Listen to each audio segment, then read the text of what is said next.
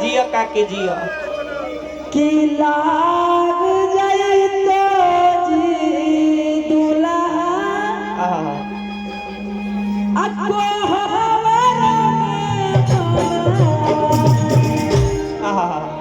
एक बार आज तक रिदम पर मोनू भाई डांस करथो भौजी ना आती त करबे ना करत अकेले में नाचिए कि लाग जाई तो जी दुल्हा आओ अको हवर में मानवा लाग जाई तो जी दुल्हा को हवर में मानवा लाग जाई तो दुल्हा को हवर में मानवा लाग जाई तो जी दुल्हा को हवर में मानवा मौलिया रोही दुल्हा को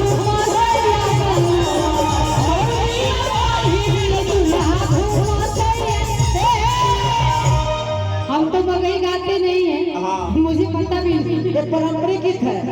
ये दुनिया के हर जगह आप मगई के लोग इसमें गा रहे हैं ना, आपका सुन के थोड़ा बहुत गा ले रहे हैं, हमको आता नहीं। मौलिया रोही दुल्हा नाचता हुआ गा, मौलिया रोही दुल्हा नाचता हुआ गा, लाग जाई तो जी दुल्हा खबर में बना, लाग जाए तो दुल्हा को खबर में बना।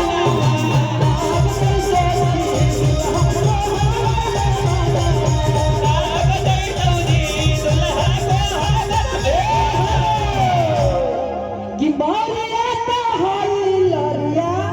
ना हई गे माई आ देखो भाई के शिकायत न करे रहे लेकिन आज बियाह है तो हम सवाल है तो हम कर सके कि मारिया तो हई लरिया ना हई गे माई अब मोटुआ दुल्हा बंधु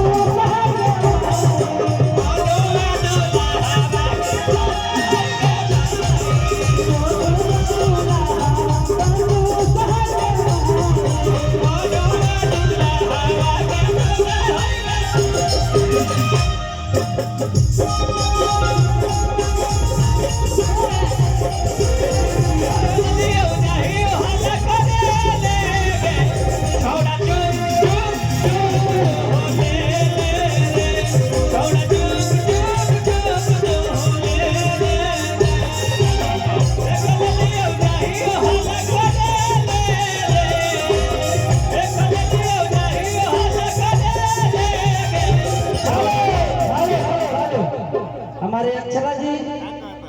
मनु भैया को आशीर्वाद दे रहे हैं लाइन पर और हम चाहेंगे कि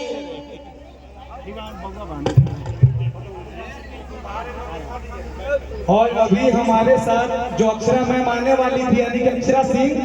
मैम नहीं आ पाएंगे, तबीयत ठीक नहीं था। एक बार मैम अपने आशीर्वाद देकर थोड़ा सा आशीर्वाद दीजिए वहीं से बोल के। जितने भी लोग इस वक्त देख रहे हैं सभी लोगों को